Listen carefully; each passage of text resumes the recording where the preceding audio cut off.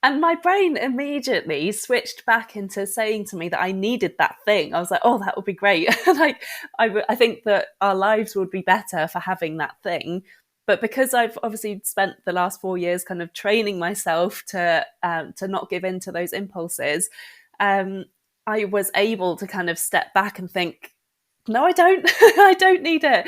And I know I'll forget about it as soon as I've walked out of the shop. And I know I could buy it secondhand if I wanted to. So it's definitely a difficult thing for people to change their mindset on.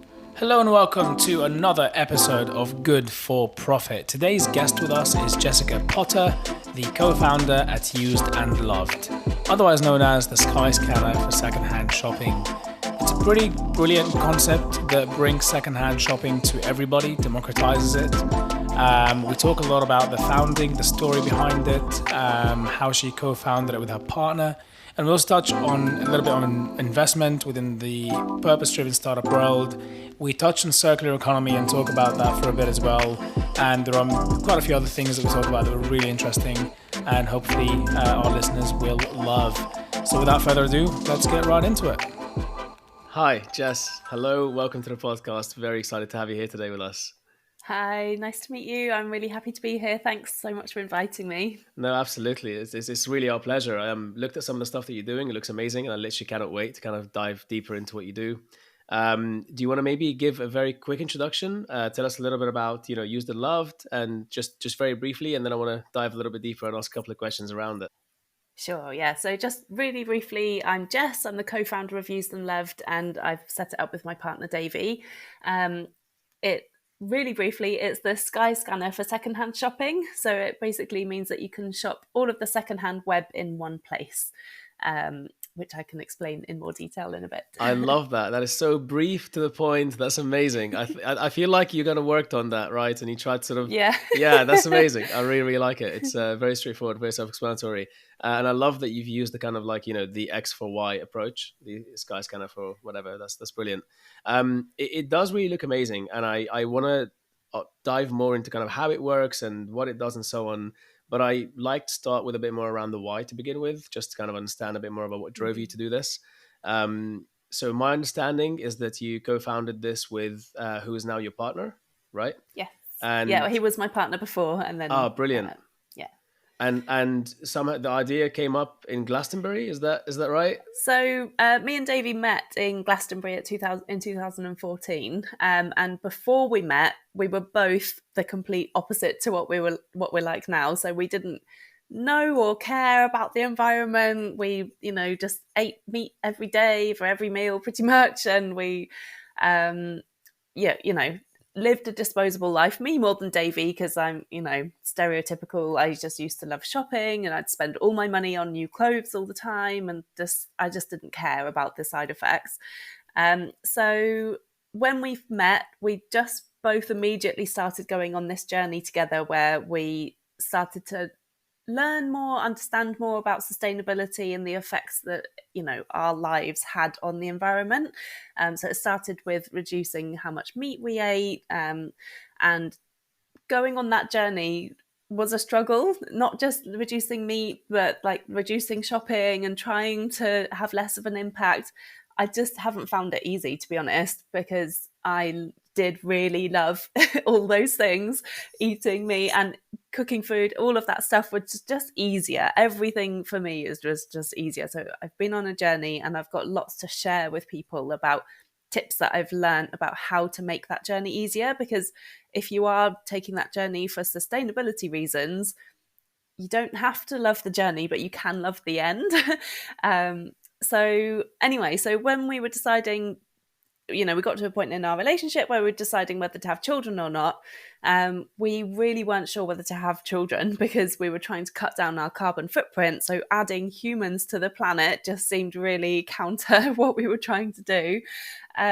So when we did decide to have children, we knew that one big thing that we could do to reduce that impact was to only buy secondhand for them. And that's when we just realized how tough it is to not buy new. There's so much to stop you. There's so much friction, and there's so many hurdles to jump over, to really be dedicated enough to not buy new because it's so tempting to go down the easy route. And then one night I was just kind of writing down in my invention book, because I have a little pad of inventions, because whenever I'm going to sleep, I just get these wild, crazy ideas. And I wrote down yeah, definitely. It's when my brain is just processing everything. So I wrote down the idea for Used and Loved. And back then it was just basically really basic, obviously, where we could just bring all the secondhand websites into one website like Skyscanner and just be able to search them all at once. Because it's great, obviously, that the secondhand, and luckily, obviously, Davey is a developer. So he was able to say, we could actually build that, and also that we can make money from it, because we knew that it would be a business that would need our full-time attention, and so it would need to be something that we could actually earn money from and survive on to be able to give it what it needed. So we earn money through affiliate links. So if somebody buys something through our website, then we earn money through that. It's but for yeah, profit as well, right? yeah, exactly. Yeah. Awesome. So it needs to be sustainable for us, Of course. as a family, because we now have 2 children to support as well. Congratulations on the 2 children, by the way. Thank That's you very incredible. much. I think, am I right in thinking that you stuck with 2 because you thought, 2 will replace 2, and then at least it's a net zero thing, right? Yeah, okay. Exactly. Brilliant. And plus having 2, I don't know how anybody has more. That's really hard work. Anyone that really, wow. I have no idea what that's like yet, but I do know quite a few parents, and yeah, I think the first time someone has children, you can tell by their eyes, just, by the lack of sleep pretty much that they have for that first year or however long it takes. Yeah, we're just coming out of that now. We've got a 4 and a 2-year-old, and Brilliant. They're sleeping through the night. And that's amazing. That's amazing. Seeing the light at the end of the tunnel. Wow. Well, congratulations on making it through to the other side. Thank you. That's amazing.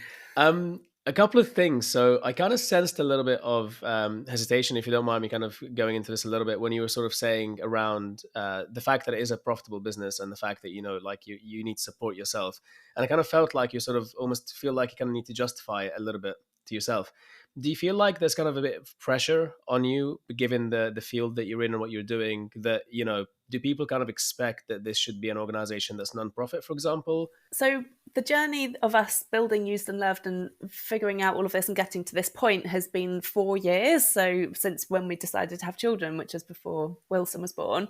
So at the very beginning, I was really battling with the fact that, we should do this as a charity, surely. Like, if we're trying to do something good for the planet, then it should be just no profit and all of that kind of stuff. And when we were going down the route of looking into fundraising, I was speaking to our advisors, and I was saying, like, is it okay for us to say that some of the money that we'll get will go on our salary? Like, we can just ask for like a really, really tiny bit, like, just to survive. But since I've kind of gone on 4 years, I've realised that actually it's completely okay for it to be a for-profit business, because it has to be sustainable. Like, we can't be thinking, like, can we afford to buy food for our children? Because then we'll be making bad business decisions. But also the other side of it is that we want to be for profit, and we want to make as much profit as possible, because we want to use that profit to reinvest into other businesses that also want to do good. So we want Used and Loved to do as well as it can, obviously, but we also do really want to help shape the future of the planet, basically, in as many ways as possible. And that can be through the profit from the business. So it doesn't have to be all, a negative connotation to have profit. Absolutely. I think from the name of the podcast, you can imagine that I'm very much a proponent of profitable businesses, because, like you said, I think it's very important to balance the two together. And, not for profit is great, but in some ways you could argue that good for profit is even better, because then, usually the people who normally start kind of business, like a good for profit business, they're usually ethically driven as well. And so the profits will probably have a net positive impact, more so than it probably would if it was just a non-profit. And then again, as well, you have more freedom, right? As a limited company and so on, you have a lot more freedom with what you can do, and less bureaucracy to deal with and stuff like that. I mean, I suppose we don't need to get into that here for now. But what I'm also really interested in is kind of, you sort of mentioned a lot around making a positive impact for the future. You went through a journey yourself to kind of discover that actually I need to make the future better, brighter, and so on. Was it just wanting to build a better future for your children that drove that, or is there something else there that kind of drives you to want to make this positive So impact? it was bigger than just our children. So the future does scare me for what the future looks like for our children, which is a big driver because we want to have as big an impact as possible with Used and Loved. Um, but also just the planet and everybody else's children and everybody else's children's children. It actually does terrify me, what it could potentially look like if everything stays on course. So I think that there is a huge need for drastic change. So at the moment, 26% of people in the UK shop secondhand, which is great, and that's rapidly increasing. That's obviously a huge amount of people. And I know people in my family who a few years ago would never have dreamed about buying anything secondhand, and even they are changing. So there is a monumental shift, but there's still 74% or whatever the figure is of people who don't ever buy secondhand. And so for the people who do want to make a difference, to make that journey for them as easy as possible so that they do it more often, I think is where we can help the most. Because even for people, like I said, we were really determined to only buy secondhand for our children, for all the stuff that babies need. But even I found it really hard to not buy new. So, I know that there's so many people out there who really do care about the planet and really do want to make a difference. But if something's just too tricky and too frustrating, they're not going to do it. So that's why we want to really make it better. Sorry, and the hard element of that is that just searching around, knowing where to go, where to find stuff, was that the hardest part for it? Yeah. Okay, So there's so many websites, and this fact that the secondhand market is booming is excellent. But the more it booms, the more platforms there are for people to list their secondhand stuff, of and the course. more hiding places basically Yeah. for all of these things to be listed, which makes it harder for you to find what you're looking for. So so with our website, it means that you can do one search, see all the results across all the different main websites like eBay, Oxfam, and soon to be Gumtree, Vintage, Spark, all of the main ones, but also like hundreds of other smaller independent secondhand sellers that you would never have found otherwise. It's like all about discovery and showcasing all these different places you can look, Wow. basically. So you're supporting very local, small groups as well as, bigger Yes. brands. Yeah, definitely. Yeah, That's because we amazing. want them to thrive and survive, because it is difficult to, as you know, get making profit.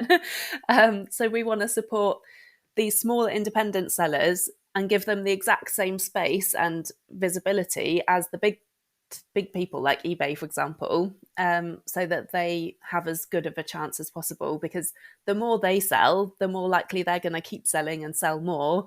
I think there's this massive feedback loop, basically positive feedback loop of our website being successful, meaning that people will sell more, like I said, and people will then have more option of more stuff to buy. So the people buying will have more option, and it will just keep feeding into each other, and more people will buy and sell, and it will just be That's brilliant. heaven. Yeah, absolutely. No, that actually sounds incredible. Um, and there is a lot of secondhand goods out there that people don't need. Is that right? Do you Yeah, think there's so much. do you think you're also driving a feedback loop in the way that excuse me, you're actually encouraging people to think about the stuff that they might not need that they want to sell in a way as well? So like, for me, I'm sure that I try to keep my wardrobe fairly minimal. But if I go through, I'm sure I'm going to find stuff that I just don't use, I don't need, and I probably should give to a charity shop, right? Yeah, And it's kind definitely. of encouraging that sort of thing as well, right? Yeah, so if you're somebody who buys secondhand stuff online but don't normally sell it, then like you said, it will encourage you to think like, actually, this stuff is just sitting here. But what we're also going to be listing is things, websites and platforms where you can rent things. So you can either rent your own stuff or rent things from local tool libraries, for example. Um, so it will also encourage you to look at things. Say if you have a drill, an electric drill that you only use like once a year or whatever, then people are like close to you could borrow that for a fee, or you could lend it out for free on some of the platforms. And it just means that this whole circular economy gets much more localized, and people actually start thinking about it more if things are close to them and handy, and you can make money from your stuff more easily. So if you have like a kayak, you can rent it to people on rentmy.com, for example. So yeah, there's just endless possibilities that we want to show people. Yeah, it's incredible because it is kind of hidden. It's kind of, it's out there, but if you don't actively go and look for it, you never really find it. And when you do and actively look for it, it takes a lot of dedication to do that. And some people have the best intentions ever, but they simply have a full on life. They may have kids and they have a lot of work, they have friends they want to see and family and so on. And so making time to actively go and search for this sort of thing can be quite difficult. And I suppose you kind of like meeting them where they are in a way, rather than, yeah. You mentioned the term there, circular economy, a term that probably has been heard being heard more and more so recently, which is very good. And you also mentioned a term online around the sort of reuse revolution. For our listeners, I'd love maybe if you could dive a little bit more into each of those, just explain a bit more about what they are and how you use them. Sure, yeah. So I'll start off by giving you an example of how we need the circular economy. So for mobile phones, which is something that everybody needs and really wants, and lots of people want the latest model and things like that. So there's when mobile phones are manufactured, most of them use 16 out of the 17 rare earth metals, which are a really finite resource for the planet. So this is like a really good example of how you can actually visualize the destruction of new stuff, basically, to the planet. So if every phone needs all of those rare metals, they all need to be mined. They all need to kind of literally destroy ecosystems to get those precious metals. There's toxic byproducts that get seeped into the local soil and ecosystems. There's child slavery. There's, so much bad stuff is needed to mine the precious metals needed for mobile phones. And most people, and myself included until my most recent phone, just think, it's just easy. I'll just get the next new phone on a contract. I don't really want to risk getting a secondhand phone because it will probably break, because there is built-in obsolescence for phones, obviously, which is a terrible thing. Of course. Where they're designed to not last forever like they used to. Which is silly, really. Yes, very silly. And hopefully you'll come out of that soon. Yeah, I really hope so. And I think there are changes being made with Apple, for example, making products where you can replace the battery now more easily, and things like that. Exactly. Finally. Finally. But at the moment, still so many people will get rid of their phone just because the next model comes out. It's not because there's anything wrong with it. So one thing that people can do to change that system is the circular economy, where if you want to get the latest model, that's fine, but buy a secondhand phone, that already exists, that somebody has passed on. And it might be because it's been refurbished, for example. So it's electronic, stuff does go wrong sometimes, but it can all be fixed by the people that can, make repairs. And there's loads of websites that you can use where you get a 12-month guarantee, or even like a longer guarantee.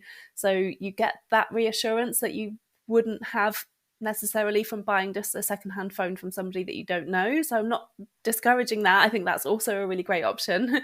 But for people who might be resistant, this is also a great option. And you can do that through Used and Loved, just so you know. There's loads of mobile phone websites on there that do refurbished phones. That's great. Quickly on that note, I bought a refurbished phone once, and it was actually pretty damn good. It was really, really awesome. And then ended up, I got a new phone, and a friend of mine was looking for a new phone. And so ended up, basically, it went one more step down. Yeah, so it's kind of like, that's really good. The phone is being given a lot of love. Yes, that's great. This, I feel bad admitting that this is my first secondhand phone, but because I've been on this journey for 4 years and I have had a new phone since then. But again, it's all part of the journey, and nobody should expect themselves to be perfect on this journey. Just any steps that you take is better than none. I mean, it's why also in terms of food wise, obviously it's totally irrelevant here, but there is an argument to be made for being flexitarian or more We flexible, are flexitarians. right? We're not fully vegan, and I would like to go fully vegan, even though there are arguments for being flexitarian. But for our family and our lifestyle, I have a 4 and a 2-year-old who are fussy eaters. I wish they weren't, but they just don't eat the lentil goodness stuff that I try and make for them, which means that they aren't getting the good things that they need for their diet. So we do every now and again eat meat, not very I mean, often, but it's got to be, it's a balance, isn't it? I think. yeah, Yeah. yeah, exactly. Interesting. Um, and yeah, Wow. again, it's just all part of the journey, isn't it? And seeing what works Absolutely. for you. Absolutely. And I really like that you said, nobody's perfect, and that there should never be this whole like, we shouldn't really expect ourselves to go. We should definitely go as far as we can and do all the steps that we can to try our best. But at the end of the day, if we all just do that, that's good enough, right? Yeah, and there are some really easy steps that people can take for the for reuse revolution, for example. And I think a really good example of that is paper towels. So, like most houses will have rolls of paper towels that they just use to wipe up all this stuff and to clean down surfaces and things because it's just habit. Everybody's done it forever. There's loads of them in the supermarket. But we've just switched. I don't know if I've got any by me. I can't see any here actually, If you but do, we've please, that just would be great, because I have rolls in my kitchen right now, yeah. and I think, yeah, if there's a solution around that that would make things easier, that might be better. Yeah, so you basically just buy I think they're just called like reusable paper towels, where they're like really pretty designs, and you get like really like gorgeous prints and stuff, like orangutans and or flowers or whatever. And they're just so nice to use and to look at. And we've got ones with sharks on for the kids and stuff. And I haven't noticed a difference at all in the fact that I don't have paper towels anymore because we've just got them that we can just grab and wipe up whatever mess it is and then put them in the washing machine. So it's just part of the life that you can just reuse them and wash them, and there's just no need to buy the disposable things anymore. So there are lots of easy switches to make that we want to try and like blog about and help people think about things that they might not have thought of before. And is that part of the reuse revolution? I have to say this: the first time I came across that phrase was actually when we were sort of looking at what you're doing.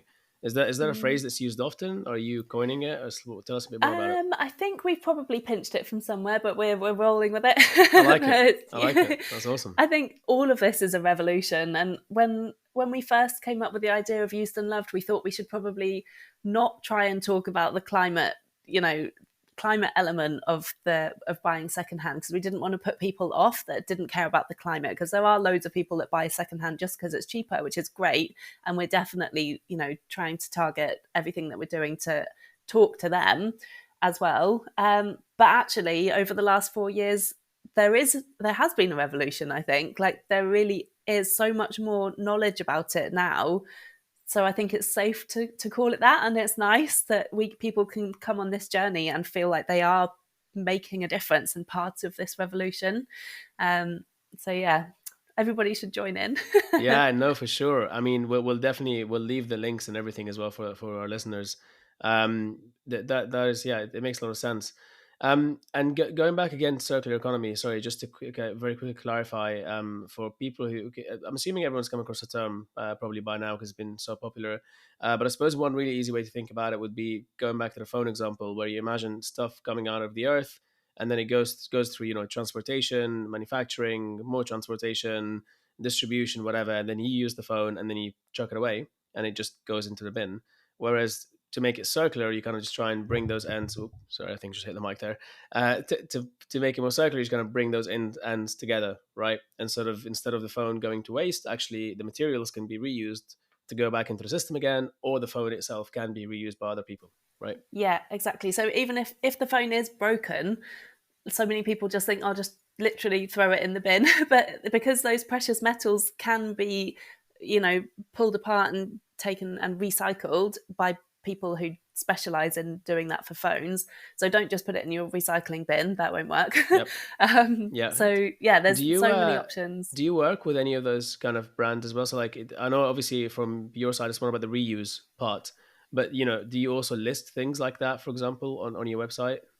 We don't yet, but we definitely will be listing so many different resources for people to find ways to do all of that kind of stuff. And one good thing that I really try and talk to any business owners that I talk to is, laptops that don't need used, that can't be used anymore if they're too old or broken or whatever, to never just put them in the bin because they can actually be fixed and reused. And I think businesses, I used to work for a global company, and we had, I think, 70 people in Europe.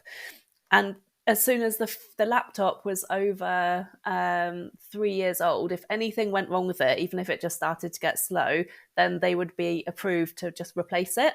So there would be all these laptops, and because I worked there, I was like, give them to me. I'll make sure they get recycled properly. But But otherwise, that happens in so many places, and there's no one like you people there. just So don't know yeah, people just don't know what to do with them. But yeah, there wow, are loads of resources that we're going to share. So that's very cool. I'm definitely looking forward to it. I looked online. I will sign up. I have to say, and use it more as well. So tell me a bit more about kind of like where you are in the journey right now. So obviously you started in with any startup at the start, it's going to be quite a slow start. You go for a few years. There's like very basic development. You test an idea, validating it, speaking with people, and that can take quite a while, right? mhm. When did you actually get to a point when you can be like, right, we're going to launch this website? So we had a soft launch party just with some friends and some local people that have been helping us on the 2nd of April this year. Yeah, really recent. Thank you. And we were kind of hoping the website was going to be a little bit further along than it was, but we just went for the party anyway because we just had to pick a date because it had been like 4 years. But yeah, like you said, it has been a long journey, and having the two kids along the way have definitely slowed us down. Um, but we at the moment have eBay, Oxfam, and some electronic shops like that I was talking about before. But we're just about to add Gumtree, Pre-Loved, Vintage, Spock, and a load more websites in the next few weeks. So then we can really shout about it, which is perfect timing for this podcast because when this comes out, this is actually going to be reality. So Yes. Yeah. it's now. That's brilliant. Yeah, exactly. Well, everyone definitely go and check it out. So yeah, by the time this is out, which is right now, then you'll have a lot more brands, which is amazing. I myself will go and definitely check it out and see what I can get from there. Not for the sake of just buying stuff, but for the sake of actually something that I want to get. I am looking for a good guitar right now, so hopefully I can find a good secondhand guitar on there. That'll be quite Yeah, nice. you definitely should. And some of those other kind of electronics shops that I was mentioning. So there's one called Stock Must Go, for example, which takes stock. I don't know if you know this, but for Amazon, for example, if they have stock that they haven't sold and they aren't going to relist it, they literally crush it and incinerate it. And it perfectly good, unopened laptops, phones, everything you could ever imagine, guitars, everything. They just destroy it. So it's so bad, and it's really, it makes me so sad. Yeah. So websites like Stock Must Go take all this stuff that would otherwise just get thrown away, and then they sell it for cheaper. So it's secondhand, but and quite a lot of it is returns, which is another issue with returns for companies that take stuff. They don't actually ever sell it on; they just destroy it. So anyway, so there are basically as good as new condition things like guitars and laptops and phones and things that you can buy that you would literally be saving from landfill. So yeah, That's incredible. Wow. yeah. So is that on the website now? That Yes. brand already? Yep, it's on Awesome. there. So hopefully you should Awesome. find a guitar. I'd love to hear you play it when you do Yeah, get sure. You know what? it. I'll do that. As soon as I buy one from your website, then I'll do a little something and send it over to you. Yeah, that would be That's great. incredible. Thanks. Wow.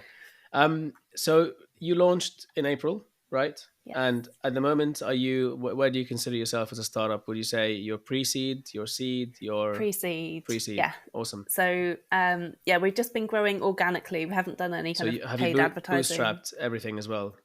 Yes. Wow. Yeah. So no previous investment in the business. No investment. Apart Wow. from we've got some friends and family that have invested since Of course. January, but that's all Okay. part of this round that we're doing now with the crowdfund, which is Oh, another thing awesome. I'd quite like to plug if that's Please, okay. absolutely. Yeah, please do. So Tell us by the more. time this podcast comes out, our crowdfund is going to be just about to become live. So it's really is perfect timing. And it means that we're doing it through Seeders, which is a website where we in exchange for the money that people give us through the crowdfund, you actually get equity into the business. So the minimum investment is £10, but obviously more would be great. But yeah, you can invest £10 and then you get a share of the share of Used and Loved, which means as we grow, and I really see this as being like a huge business, because I can't see why people wouldn't search on Used and Loved first when they're looking for secondhand stuff. So yeah, we have huge plans, and you can literally be a part of that journey by investing through the crowdfund. I So love it yeah, so we'll much. share links. I want to ask financial questions, but I'm not going to. But that sounds amazing. I think I personally would love to actually support there in any way that I can. How much are you looking to get through the crowdfund, or are you sort of are you just leaving it open and kind of seeing where it goes? So about 200,000. If we overfund, that would be great. Which we would like to do, but yeah, 200,000, and then that will see us. That will give us enough runway for the next kind of year and a half, and then we'll be able to hopefully be making profit by that point anyway. But then yeah, and we've got so many plans of what we want to create. So well, actually, one of the things that we've just made live already is the fact that you can share wish lists. So it's something that you can't do anywhere else. So say, for example, festival season's coming up. Me and my friends were all really excited to be able to go to a festival again after the last couple of years. But we can create a wish list and think of all the things that we want to buy that we might need as essential stuff for camping at a festival. And then we can share that with each other or share it on social media, and people can also buy stuff that they find on that list. And what we want to do is kind of share the great things that you can find on secondhand, because I think that's the other tricky thing with secondhand is unless you really know what you're looking for, it's difficult to sift through all of the stuff, you know. So we're going to be kind of really pushing this so that people can share all the great things that you can buy secondhand. So yeah, that's live right now. You can do that already. That's very cool. So I can send the wish list to all my friends and family and be like, buy me this stuff. Yes. Okay. Yeah, for your birthday, Christmas, Exactly. or if you want to buy something for your parents and your siblings want to go in on it, you can share the ideas. And also that's good for people who love secondhand, but maybe their siblings aren't that into it.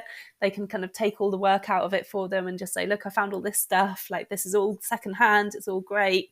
We can buy it. We don't need to buy new. So again, it's going to help push the cause to people buying less new stuff. I love it. That's incredible. So I presume you're doing the crowdfund, so you're not necessarily looking for investors at the moment, but rather you're doing it through the crowdfunding. If you were, Both, actually. so you're doing both and angels as well, then. Yes. Yeah. Awesome. Do you want to maybe say a little something? So like, imagine that there's an angel investor listening to this right now. What would you say to them to kind of like get them to learn more about you and sort of check you out and potentially invest in you? Yeah, so I would say that the future for Used and Loved is massive. Like I've said, there's the secondhand market is growing 11 times faster than the traditional retail market. And I think that's just going to continue to escalate and overtake. I think the kind of great way that that's been established now is the fact that the high-end luxury retailers have taken on board that they need to do resale as well. So the fact that the high-end market has taken it on board and is bringing that into life, it then will definitely feed down to everybody, you know. So yeah, so we are changing the future of the way people will shop for secondhand. We're making it easier. We have global plans as well, so we are going to expand into Europe and the US and wherever else we can, because it's just such an easy thing for us to replicate tech-wise. That we can expand really fast, basically. So as soon as we get the funding that we need to do these last few things, then we're just thinking that hoping and knowing that it will explode, basically. I mean, it sounds like also you've managed to build this with very few people, which is incredible, because that obviously means, costs are lower and so on and so forth. So it can, the money can go a longer way. How do you plan to, obviously don't tell me fully, you don't need to go into any details, but just roughly speaking, are you thinking of hiring more people after the round? Are you thinking of mainly just focusing on expansion and growth, or sort of a bit of both? So for this first round, it will just be expansion mainly. So we already have a junior developer working for us at the moment as an intern who's signed a 1 year contract, and she's brilliant. So she's working really closely with Davey to kind of take some of the pressure off Davey with all the work that needs to get done. But all the work that does need to get done can get done by these two. And the rest of the spend is basically going to be on marketing, getting the news out there, doing as much outreach as we can to tell people where we are. Because somebody told me one of our advisors told me on this journey that you can have the best thing in the whole wide world, but if nobody knows about it, then you're just like hidden in the internet. So it's mainly going to be marketing that we're going to use the money for. Incredible, incredible. I think this is it's great news when that's when it's going to be spent on marketing and growth. I think that's always a great thing to have. So that's Yeah, wonderful. yeah. It's incredible. Do your kids? I mean, 4 years old, I suppose, a little bit early to think around that right now. But do you feel like the 4-year-old shares the vision that you're working on? Yeah, so they love a car boot sale. That's brilliant. We're actually going to be doing a car boot sale on Saturday. The first time we're going to sell stuff with them, and we're convincing them to sell their toys that they don't use anymore because other children can use them. And so we're really trying to like instill that into them. And I think that's actually a really important point that you've touched on, is the values that we want to pass on to our children, but also to, if more and more people start buying secondhand and buy secondhand more often for those that already do, then that is what you're going to be teaching the children around you. If you have children, or if other people's children see you, Other, um, yes.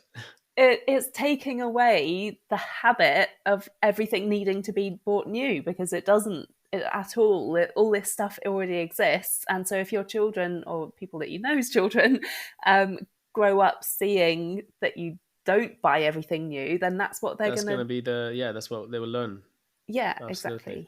exactly. It's really interesting because it is a bit of a mind shift, I think, in it's just a different way of thinking. And I think we generally grow up. I mean, where I grew up, so I was born in Egypt and I came to the UK when I was 12.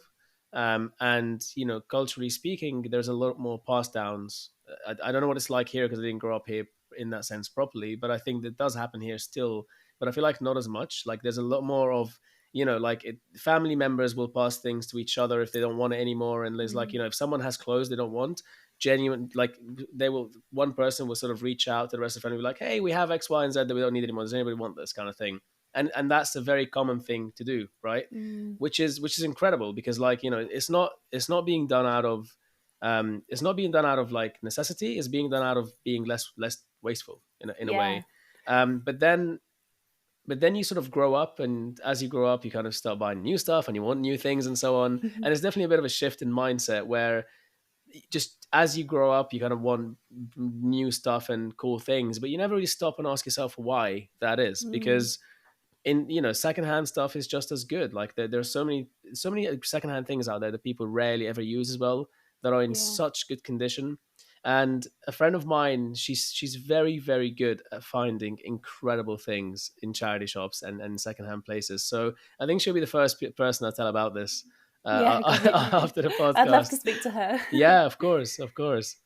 But yeah, but it's definitely a shift in mindset in going from I actually don't need everything to be new. I don't need to go to a big shop or whatever to get whatever I need. I can just get it secondhand somewhere online, and that's fine. That's totally okay. Yeah, I can definitely see. I know firsthand what the problem is. It's because of consumerism and capitalism, and the fact that all of these big corporations spend huge amounts of money in presenting to you in a really nicely displayed plate all the things that they want you to buy, and they um like, can't think what the word is. They tempt you. They sway you, yeah, into believing that you really need the stuff. One experiment that I did on myself, actually, because I just never go into new shops anymore because it's just too tempting. But so I went into Aldi the other day because I needed to get something, because I was just near there, and I thought I'll test myself and I'll go down those aisles where is all the They stuff have all rather the than random the stuff. food. Yeah, yeah, of course. Yeah. And my brain immediately switched back into saying to me that I needed that thing. I was like, oh, that would be great. Like, I think that our lives would be better for having that thing. But because I've obviously spent the last 4 years kind of training myself to not give in to those impulses, um, I was able to kind of step back and think, no, I don't. I don't need it. And I know I'll forget about it as soon as I've walked out of the shop. And I know I could buy it secondhand if I wanted to. So it's definitely a difficult thing for people to change their mindset on because because of the way our brains work. You mean you didn't go for the lawnmower and the No, axe I and didn't buy the any of it. I was so proud of hairspray? myself. Yes, it is always the most random, unrelated things in those hours as well. Yeah. So yeah, it's quite brilliant, really. Um, I think I once bought a pair of gloves from Lidl, actually, in Cathays, funnily enough, Mm, in Cardiff, and but I actually needed them because yeah, yeah. I wasn't really there to look for them, but I was cycling at the time and it was cold and my hands Yeah. would get really cold and I was walking past. I was like, wow, these gloves look very warm and amazing and they'd be great for my bike. I still have them to this day. I've had them for like Yeah, yeah. 4 years now, or five, maybe even longer. I can't. Yeah, this is a long time ago, probably 5 or 6 years now, and I still use them. They're fantastic. They're great. That's really good. So maybe I should have gone online to look for them. To be fair, but yeah, it's Yeah. it And is it's it. okay. It is No, it's okay definitely, yeah, for you yeah, to have bought them. of And I course. still buy new stuff occasionally because it's something that I think actually I do just need it right now, or I probably can't find that secondhand, or whatever. And that really is fine because you are making an effort in other ways, so it doesn't matter. You don't need to be hard on yourself. But I do struggle with being hard on myself, so it's something that I preach more than I do, because it is difficult, because I think that I'm on this journey and I should try harder, but actually no, I don't. Just do your best, and that's it. No, none of Yeah, us are going to be perfect. No, yeah. absolutely. Do you speaking of kind of like trying to do the best that we can, do you measure anything, like do you track any certain metrics to help you define the impact that you're making in some way through the Not at business? Not at the moment, but we are going to be adding a carbon calculator. So it means that we will have anything that you buy from our website, because it will be secondhand, it will be able to record what the carbon impact that you've saved, basically. And we'll also be able to show the impact that you've had by referring people. So, say if I referred you to the website and then you bought a load of secondhand stuff, I wouldn't see what you bought, obviously, but I would be able to get some like minimized, kind of reduced, what's it called?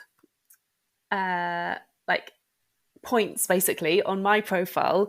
And if you referred somebody and they referred other people, we're going to be able to record all of that. So it will feed back into your original profile to show the impact that you have. Yeah, because that's all it takes, is talking to one person about it, about anything secondhand, sustainable, greener ways of living, and the impact that that has on that person is like immeasurable. But we want to try and make it measurable to show people that it really does make a difference, to spread the word and tell people about it. So, yeah, watch this space. No, absolutely, absolutely. That's amazing, and I'm really happy that you're thinking about that now as well in terms of the impacts and measuring those things, because I think people love to see the real results of their actions, right? And if you can show people, like, here is how much carbon you've saved from emitting into the atmosphere just by buying this item secondhand compared to if you'd bought it new, for example, I feel like that would kind of again be a positive feedback loop for people. And of course, it's not the user's jobs to tell you what to build. We simply just say our opinion, and then it's your decision to to do what you want with it. But no, that does sound incredible. It's amazing. Um, I guess what one last closing, one or two last closing things I kind of wanted to quickly touch on. Um, so, as I understand, you are on the commercial side, right? And your partner is on the development side, right? Um, if somebody loves what you do and wants to get in touch with you and maybe help you out somewhere, and or potentially do like I don't know, a short internship or something like that, just someone really cares about what you do and loves it and they want to get in touch with you, what would be the best way that they could potentially do that? Yes, definitely. So anybody, anybody that wants us to help in any way. So things that we need help with. So at the moment, I'm doing everything that's not tech. So marketing, content creation, anything like that that people want to help with. We definitely welcome it. The other things that we are kind of learning on a kind of steep learning curve as well is the kind of e-commerce space, and there's loads of stuff about like the metrics of how to measure success and improvements and all of that kind of stuff. So just anybody that knows anything that wants to help, we will welcome it. You can contact us through the website or through LinkedIn or wherever. Amazing. We'll definitely leave a link to the website as well in the description so that listeners can go and check it out. Is there anything else that you wanted to share? Any last closing thoughts that you have that you'd want to share with the listeners? It doesn't have to be a yes, by the way. Yeah, no, the one thing that I do really want to share is we've got a QR code that I can hold up to the screen. I know that some people will just be listening to this, but I think it is being recorded for video. But this will be a QR code that will be able to see people that came specifically from this podcast. So it would be really interesting to see. And it takes you through, I'll just hold it up so if people want to go on it. So you can scan that on your phone, and then it will take you through to our website, and then it will take you to a page where you can sign up. So yeah, so if you scan the QR code, then that will so it'll take you to our website, to our sign up page. So it would be great. We're really ramping up the sign-ups now, so we can really start shouting about Used and Loved, and especially when this podcast actually comes out, is going to be perfect timing, so everybody sign up. That's perfect. No, absolutely, and we do encourage everyone to go and check it out, and definitely go and sign up. Like I said, we'll leave a link in the description as well for people to check it out. Jess, thank you so much for coming today. I know you're very busy, so thank you for making the time for this. Looking forward to where it goes. It sounds very exciting, and it sounds like it's going to very, very big places soon. So definitely going to keep an eye out. Yeah, we're really excited. We'll keep an eye out on the crowdfunding, on the new brands you've got on there as well, on everything. So yeah, best of luck and carry on doing what you're doing. Thank you for coming today. Thank you so much. It was a really great chat. Really nice to meet you. Thank you. Same to you. We hope that you liked the episode. This podcast was sponsored by QFind, a hiring platform that matches candidates with jobs and employers based on many factors that ensure longer-term alignment. It goes way beyond package and salaries and takes into account much, much more than that to ensure a happy working environment for everybody. To find out more about this podcast and to see further releases, we'll be announcing them at the @qfinds.io Instagram page, as well as on the qfinds.io website, as well as from my own personal Instagram page and my own personal LinkedIn. All information you need that we spoke about in the podcast, or this information mentioned here, will be mentioned below in the description. So take a look, visit those links, and if you like anything or want to get in touch, please do. And lastly, stay tuned for more. Have an amazing week ahead of you.